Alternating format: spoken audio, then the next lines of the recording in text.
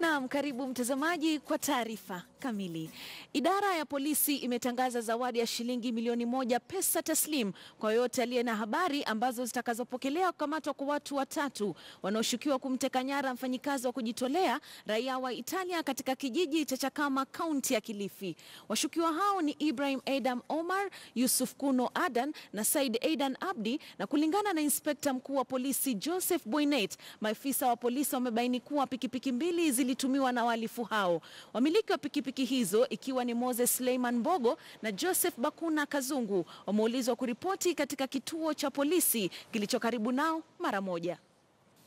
So the National Police Service wishes to inform the public that following very extensive investigations into the incident in which the lady by name Sylvia Constanza, a volunteer at Milele Africa, an NGO based in Chakama, Kilifi County, was abducted, we have established that the following persons, whose images I'm going to share with you, could have been involved in the commission of that crime. These individuals are, number one, Ibrahim Adan Omar, Yusuf Kuno Adan, and Said Adan Abdi.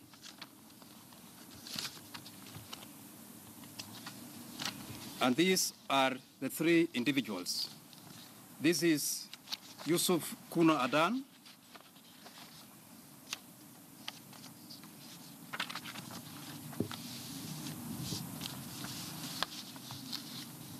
Ibrahim Adan Omar,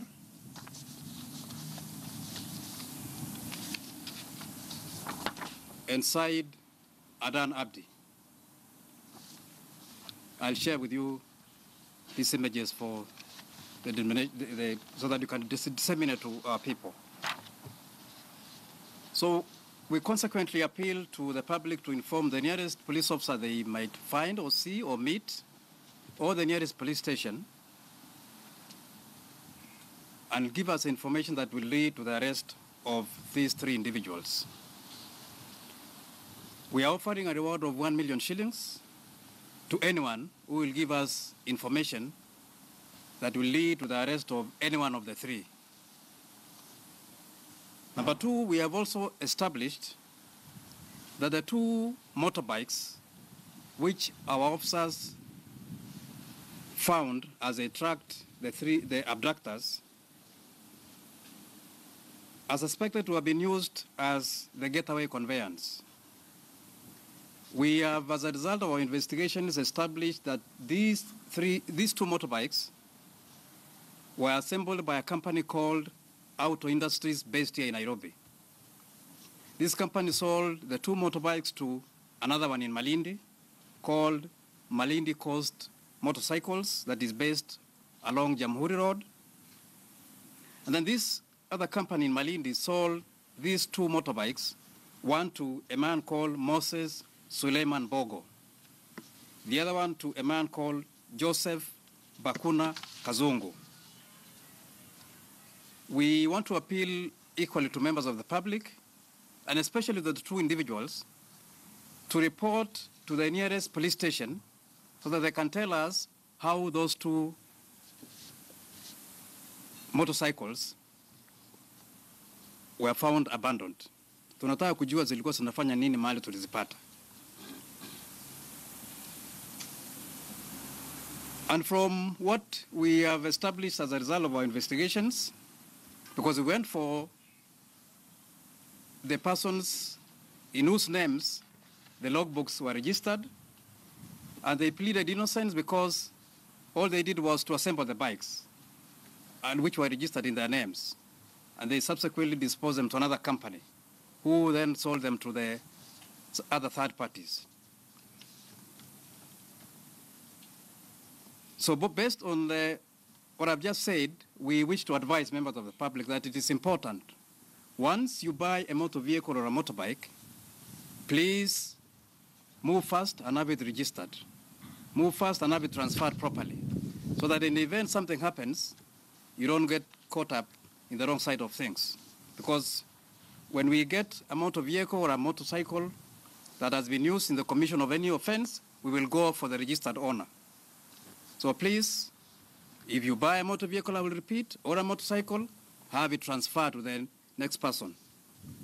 Ndio kitu kikitokea, isiwe ni wewe. Na mtazamaji, tukiachana na hayo ni kuwa siku mbili baada ya waziri wa kilimo Mwangi Kiunjuri kudhinisha mahindi yatanunuliwa kwa shilingi 2,300 kwa gunia la kilo 90. Wakulima wa mahindi sasa wameanza kutafuta njia mbadala ya jinsi serikali inafaa kufanya ili iwanunulie mahindi kwa shilingi 3,600 kwa gunia la kilo 90. Mbunge wa Anab Konoi amependekeza serikali isitishe shughuli ya kununua mbolea na mbegu na mbadala yake itumie fedha hizo ili kununua mahindi kutoka kwa kulima kwa bei nzuri. Want to tell His Excellency the President nothing but the truth, and the truth shall set us free. Since he's the President of this country, he's the head of state and government, I want him to take charge and suspend immediately the importation of subsidy fertilizer, and let the money that was allocated in buying subsidy fertilizer be reallocated in buying maize. And I want them to increase from 2,300 to 3,600 per 90 kg. Na mwanafunzi watatu wa shule ya upili ya Ambira wamekamatwa na polisi ili kusaidia kwenye uchunguzi kuhusu wizi wa mtihani wa kidato cha 4. Watatu hao walikamatwa kufuatia picha yao kwenye mtandao waliponukuliwa wakisema walishiriki kwenye wizi wa mitihani, mbali na kuwatusi mawaziri Amina Mohamed wa elimu na Fred Matiang'i wa usalama. Juvenile, as you have described them, have become persons of interest, not because of what they said, insulting prominent persons, but because of the suspect involvement in examinations cheating. That's why you are looking for them. And as a matter of fact, we have arrested 3 of them as of now, and you are looking for the rest. Because of what they say that we cheated in examinations. That's why you are looking for them. Na mtihani wa kitaifa KCSE unapotarajiwa kukamilika juma lijalo, Wizara ya Elimu imeshikilia msimamo kwamba hakujakuwa na mwanya wowote wa wizi wa mtihani huo. Waziri wa Elimu Amina Mohamed na mkurugenzi mkuu wa Baraza la Mitihani George Magoha wamesema kwamba japokuwa kumekuwa na karatasi gushi za mitihani ambazo zimekuwa zikisambaa, mtihani halali imekuwa dhabiti kufikia sasa. There has been no leakage whatsoever. Yeah? You know, and as much as I do, that there are a lot of fake papers out there, right, at the beginning of the exam season, but the exam papers have not leaked. They have not leaked. However much people attempted to do it, it didn't leak. So we're very, very comfortable with the level of support and control and management that has been put in place for these exams. No student who has attempted to do anything that is unusual shall be left unpunished according to the law. I think that's the message that you should carry home. And then the other one, for those who have come late, tell the parents to start parenting their children. Because the moral decadence we are seeing in the children is a reflection of the parents. And it is actually shameful to be a parent in Kenya these days, isn't it? So for you young parents, I think take note, spend some time with your children, not in bars and other places. Na licha ya uchochole na maisha yenye changamoto chungu nzima, katika mtaa wa Mabanda, Kevin Wambua alifanikiwa kuibuka mshindi katika shule ya Twin Star katika mtaa wa Mukuru kwa Njenga kwa alama 419. Lakini sasa changamoto alionayo ni kuwa wazazi wake hawana uwezo wa kufanikisha masomo yake katika shule ya upili, licha kuwa ana matarajio ya kujiunga na shule ya upili ya Alliance. Mwanahabari wetu Nicholas Wambua alimtembelea katika mtaa wa Mukuru kwa Njenga na kuandaa taarifa ifuatayo.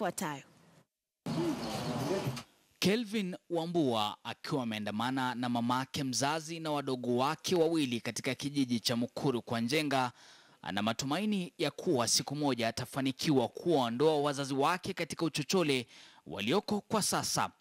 Tayari safari hiyo ilianza alipotangazwa kidedea katika mtihani wa taifa wa KCPE shuleni mwake Twin Star akiwa na alama 419. So I just felt happy, jumped up and down, then went to the school to confirm whether it was true.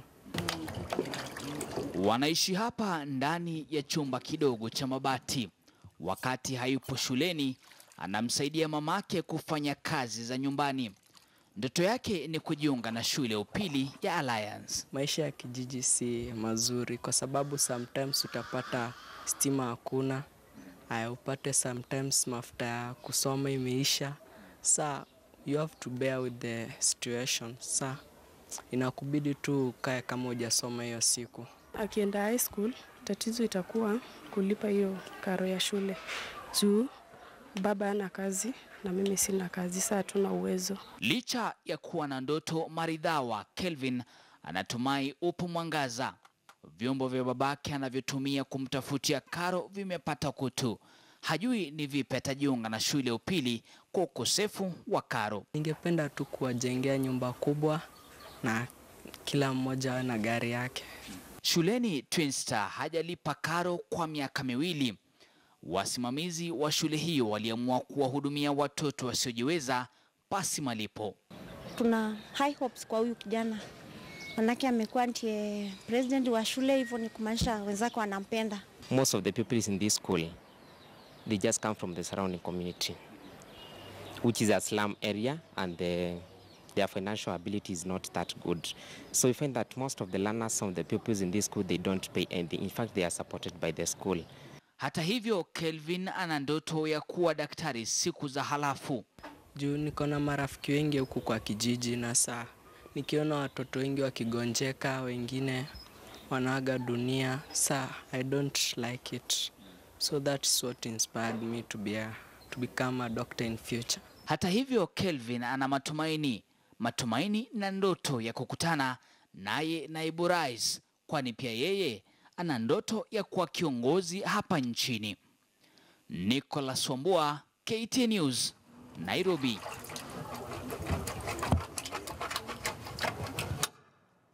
Na bila shaka Waswahili husema kuvunjika kwa mwiko sio mwisho wa kusonga ugali. Ni matumaini yetu kuwa Kevin mwanga wake utang'aa. Mtazamaji, tukiachana na hayo ni kuwa chama cha madaktari humu nchini KMPDU kimeelezea kutoridhishwa na serikali za kaunti kuhusu mkataba unaowahusu wahuduma wa matibabu wanaohudumu katika hospitali za kaunti. Wakizungumza katika mkutano uliofanyika mjini Nakuru, viongozi wa chama hicho wamesema hawaridhishwi na jinsi kaunti zinawachukulia wahudumu wa afya. Aidha, wametoa changamoto kwa bunge kufanyia marekebisho sheria zinazogusia sekta ya afya.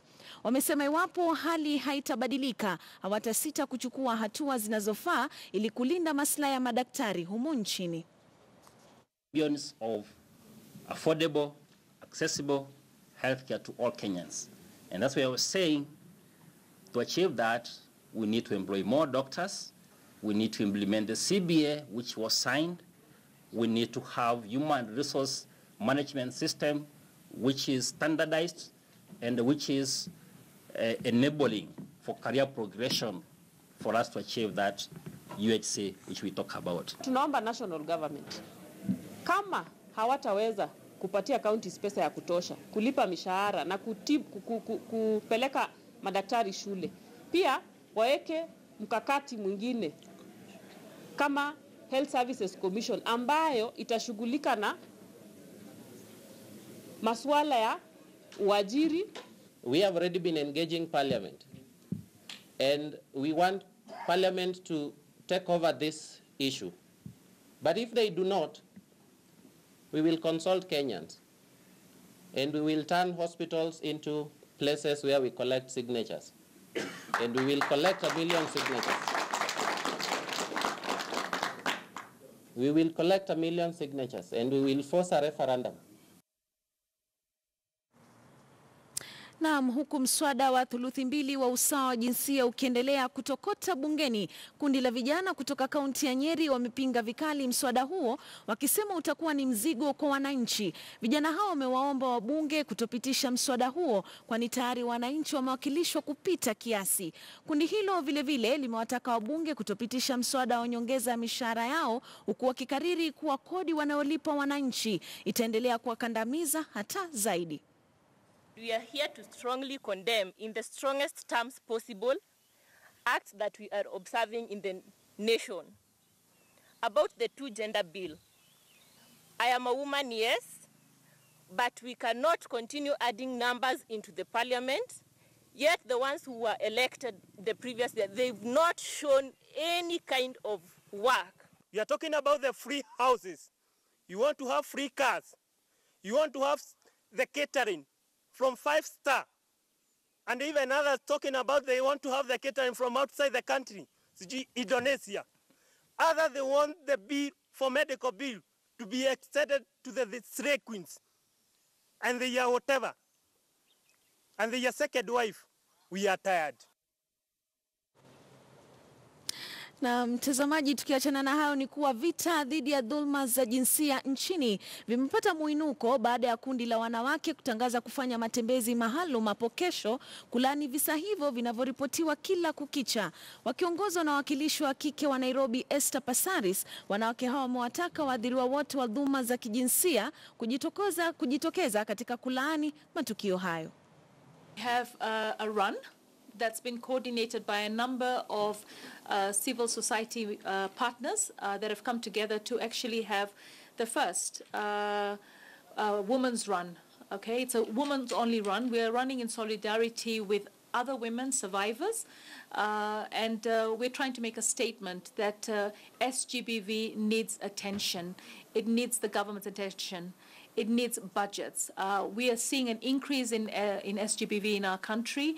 It doesn't spare anyone, from little boys to young girls to babies to women to grandmothers. So we have a growing SGBV crisis in our country, and we don't want it to reach a point where every woman in this country will say, I've been raped at least once, you know, or twice. And we have that scenario in South Africa where women actually say they've been raped more than once in different locations, in different times. Want to make a request to the government is to ensure that all survivors of sexual violence, either in peace times or during conflict, they can actually access justice easily, and it takes the shortest time possible. Na mtazamaji, tukiachana na hayo ni kuwa gavana wa Kilifi Amason Kingi anataka sheria inayoangazia dhulma za kimapenzi ifanyiwe marekebisho ili wanaume wanaodhulumu kingono wasichana wadogo wakati sehemu zao za siri mbele ya umma ili kukabiliana na visa vya mimba za mapema ambavyo vimekuwa vikiongezeka katika kaunti hiyo. Kingi alikuwa akizungumza wakati wa kuzinduliwa rasmi kwa siku 16 za kutoa hamasisho kuhusu dhulma za kinyumbani nchini, hapo ambalo swala la mimba za mapema miongoni mwa wanafunzi mwaka huu lilitawala. Hafla hiyo ya kitaifa ilizinduliwa kwa mara ya kwanza katika kaunti ya Kilifi kutokana na idadi kubwa ya visa vya mimba za mapema vilivyoripotiwa kutoka kaunti hiyo mwaka huu. Eneo la Kilifi Kaskazini ndilo linaloongoza na idadi kubwa za mimba za mapema mwaka huu, ikiwa na visa 1000, hali ambayo inatatanisha. Kama 200 ambao wako na wasichana wadogo kwa nyumba, utaona hiki kitu tena. Your Excellency, ukitaka tukuambie wako wapi, County Commissioner wako hapa, waheshimiwa wako hapa, tusidanganyane. Mtoto mdogo, msichana akipachikwa mimba ya mapema hatafanya bidii aina gani? Maanake itikadi zetu kama umma wa upande huu ni kwamba msichana akipata mimba hawezi rudi shule. Ijapokuwa kuna uwezekano, lakini kuna hiyo kasumba kwamba mimi nikipachikwa mimba ya mapema, mambo ya elimu, mimi na elimu tumeachana. Kwa hivyo azimio na ndoto liko ndani ya kaburi. Leo ni siku ya kuangazia mambo ama dhulma za kijinsia. Na dhulma za kijinsia tutalizika katika kaburi la sahau. Lazima tuanze kujiuliza ni kiini gani hasa. Maanake Kilifi imekuwako toka zamani. lakini hatujakuwa na idadi kubwa kama vile tulivyoipata mwaka huu. Na Wizara ya Afya inapanga kubuni sera itakuhakikisha wahudumu wa afya wa kujitolea kote nchini wanapata kiwango fulani cha fedha kila mwaka kama njia moja ya kuboresha utoaji wa huduma za afya kwa wote. Waziri wa Afya Cecily Kariuki amekiri kuwa wahuduma wa afya wa kujitolea wamepuuzwa na serikali kwa muda na kuna haja ya serikali kuangazia masaibu yao na kuwapa motisha kwa kuwapa marupurupu.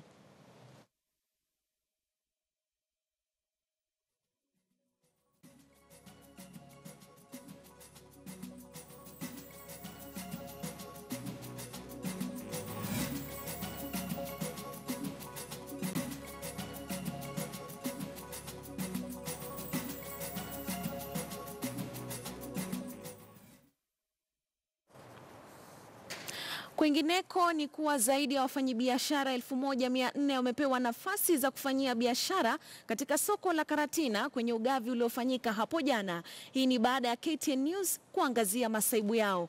Maafisa wa kaunti ya Nyeri walifika mapema kuanza shughuli hiyo wakiandamana na maafisa wa polisi ili kudhibiti hali baada ya wafanyabiashara walikuwa wameanza kulalamika muda mrefu uliochukuliwa kabla ya ugavi, wiki 3 baada ya Rais Uhuru Kenyatta kulifungua rasmi soko hilo. Mwanahabari wetu Ibrahim Karanja anaarifu zaidi. Saa 3 asubuhi mjini Karatina, wafanyabiashara tayari wameshapanga foleni tayari kupata nafasi za kufanyia biashara, wengi wakiashiria furaha yao. Kulingana na vile tumekuwa na mashida kwa soko ile, matope, mvua, hakuna wateja. Sasa kwa vile tumekuja hapa town na tunajua hii ni modern market, tunatarajia kutakuwa na wateja watafurika kwa wingi kwa sababu huku hakuna matope, kuna usafi na tunatarajia biashara itakuwa nzuri. Ni shughuli iliyochukua siku nzima huku zaidi ya wafanyabiashara 1000 wakifaidika kwenye awamu hii ya kwanza ya ugavi.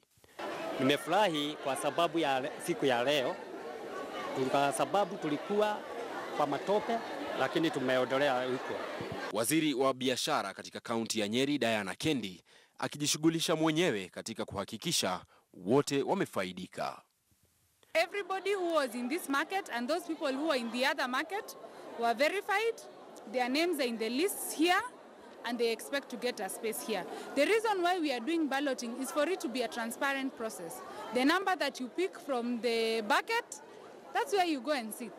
Baadhi ya wafanyabiashara katika soko la Karatina wameipa heko serikali ya kaunti kwa ugavi wa nafasi za biashara katika soko hili. Hata hivyo kunao ambao wanazidi kupinga ugavi huu, wengi wakilalamikia kwamba nafasi walizopewa hazitoshi. Lakini sasa tunakatiwa mtu pahali padogo, lakini wengine hawana pahali, lakini tunataka tupewe baka manyumba tukupigie kule kwa sababu ni ya soko, hakuna kiwanja ya mtu ilikuwa hapa. Soko hili lililojengwa kwa kipindi cha miaka 9 limegharimu serikali zaidi ya shilingi milioni 200 na ugavi wake ulizua tumbo joto baina ya wakazi na viongozi wa kisiasa. Tunashindwa aje? Watu wenye wamekuja kurejista kuingia soko ni wengi kuliko wenye wako kwa hii soko. Wengi wametoka na huko, wamekuja kuitisha viwanja na bado hawajawahi kuwa kwa hii soko. Sasa tunashindwa aje? Sisi wenye wameshida huku kwa matope miaka 9 na wenye wanakuja juzi, ni nani sasa atafaidika? Kilichobaki sasa ni kwa wafanyabiashara hao kuanza biashara mara moja. Ibrahim Karanja, KTN News. Na mtazamaji, akrabu za saa za ashiria kuwa dakika 25 zimeweza katika baada ya saa 10, na kwa hilo naomba tu nichukue pumziko fupi. Usiende mbali, zidi kutazama taarifa za MBIU Wikendi.